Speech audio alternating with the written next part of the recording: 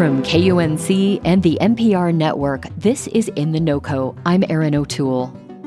The future of the Colorado River is basically in the hands of 7 people. They represent the states that use its water, and right now they can't agree on a new set of rules to share the shrinking supply. Those discussions typically happen behind closed doors rather than in a public setting.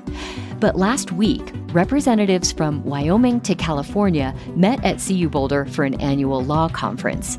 300 people with an interest in the future of the Colorado River were there. So was our own water reporter, Alex Hager. He joins us now to tell us what went down. Hey there, Alex. Hey, Erin. Thanks for having me.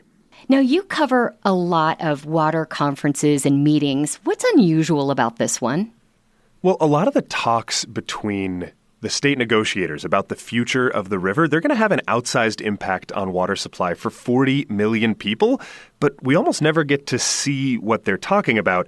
This time, we had all of the state reps in one room, and we had a packed house full of people who really care about the river watching it all go down.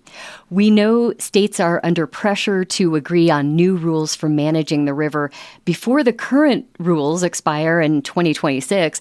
How is that going? Yeah, well, those state leaders were speaking in front of this standing room only crowd at the law school, and all of these people were really hanging on their every word, looking for any clues as to how the next river rules might take shape. The people in charge kind of left you with one message: they are taking their time. That was maybe the biggest update to come out of this conference. You know, we already knew that states are pretty divided. They are split into 2 groups that have been locked in a rivalry for basically a century. There are some big philosophical differences between their ideas for managing the river. But what we didn't really know until this conference is that they are not in a rush. That is a little bit surprising. The Biden administration really wants the states to agree on a deal before the November election because it could be a lot harder to make a new river plan work if Trump takes the White House. Right. But states really do not sound like they are planning to find compromise by then. I think John Ensminger said it best. He's the top water negotiator for Nevada. When people talk about, we missed deadlines or we're at an impasse, we're 30 months out. We're very much in the second or third inning of this baseball game that we're playing here. Yeah, this is a really messy process, and states say it is not going to be a quick one. Well, Alex, as you said, there were a lot of key players in that room. How did they react to the discussion? Honestly, I had a lot of chats with people who heard those comments, and the water experts I talked to seemed a little disappointed with that lack of urgency. Because, yeah, the groups that use water around the Southwest, they are really diverse. You've got farmers and ranchers, big cities like Denver and Los Angeles. There are nonprofits fighting for the plants and animals that rely on rivers, and 30 native tribes. At the end of the day, 40 million people are depending on the Colorado River, and a lot of those groups were represented in the room. This is the third one of these conferences I've been to, and it was by far the busiest. Every seat in there was full. There were 2 overflow rooms. And I think it really just shows how high the stakes are. And I do want to take a second to talk a little bit more about one particular group of water users here, and that's the tribes. Yes, and you've certainly mentioned on the show before, tribes have been left out of water negotiations for a long time, and they've been asking for that to change. So are they any closer to getting the representation that they want? Yes and no. Indigenous people have been on the sidelines of water talks basically as long as white people have lived in the western U.S. Tribes control about a quarter of all the water in the river, but a lot of the time they don't have the money or infrastructure to use it all, and instead they have to leave it in the river for someone else. And they want that to change. Yeah. In the last few years, there have been some pretty major developments for tribes in the water world. There was an agreement signed between the 6 tribes and the 4 states that make up the river's upper basin, so Colorado, Utah, Wyoming, and New Mexico. And we've also seen a few tribal leaders named to state water boards, including one here in Colorado. That is Lorelei Cloud. She's with the Southern Ute Indian tribe. But even she says there is still a long way to go. You cannot leave us out of those conversations.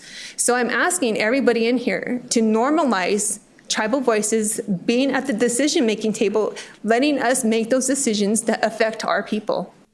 And tribes might be fighting an uphill battle here. One tribal leader said there are, quote, whisper campaigns to divide and conquer the tribes, basically pit them against each other.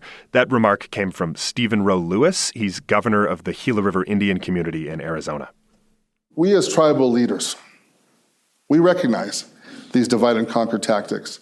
And I'm confident that they're not going to work. They won't work because at the end of the day, all the basin tribes have a common bond, a historic bond, a sacred bond. He said he and his fellow tribal leaders cannot let themselves be divided. And so far, they are showing a fairly united front. They do not always agree on things, but almost 2/3 of the tribes that use the Colorado River co-signed a letter to the federal government with ideas for managing water. Wow. I mean, we often hear about tribes being cut out of the conversation around the Colorado River, but there is a very contemporary accusation. Yeah, tribes are always saying that they're fighting an uphill battle against efforts to exclude them. But this is the first time I've heard of a campaign to divide them during this round of negotiations. We don't know too much about that yet, but I've reached out to some folks with the tribes in hopes of learning a little more. Well, I imagine this speaks to how high the stakes are for tribes and how very important it is that they do have their rightful place at the table. So, Alex, with negotiations seemingly stalled for the time being, is there any hope for agreement before the deadline? There is definitely hope of an agreement before the deadline, but there is also concern that it is maybe not going to come soon enough. The states have a track record of putting out their plans pretty last minute, so it's not hard to imagine that we might see a deal by 2026. But there are consequences if the states wait until the 11th hour. I talked with a few nonprofit groups who were also at the conference. They said a last-minute agreement basically means there's not a lot of time to make changes. So if the states submit their plans to the federal government with very little time to spare, all those other people, the tribes, the environmental advocates, and anyone else who disagrees with those plans or wants to tweak them, they would not have time to air those grievances and see those plans changed. Something we'll definitely have to keep an eye on. Alex Hager covers the Colorado River for KUNC. Thanks so much for this important update, Alex. My pleasure.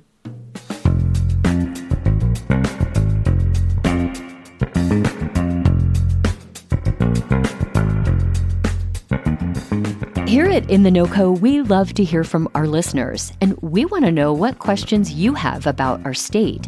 Are you curious to know more about all the new housing popping up across the Front Range and where all that water is going to come from? Do you have questions about gardening, yard care, or the ideal way to xeriscape? Maybe you know of an interesting business or nonprofit that's filling a need here in Colorado that we should know about. Send us your questions or your ideas, and we'll do our best to look into some of them. Email us or send a voice memo to noco@kunc.org.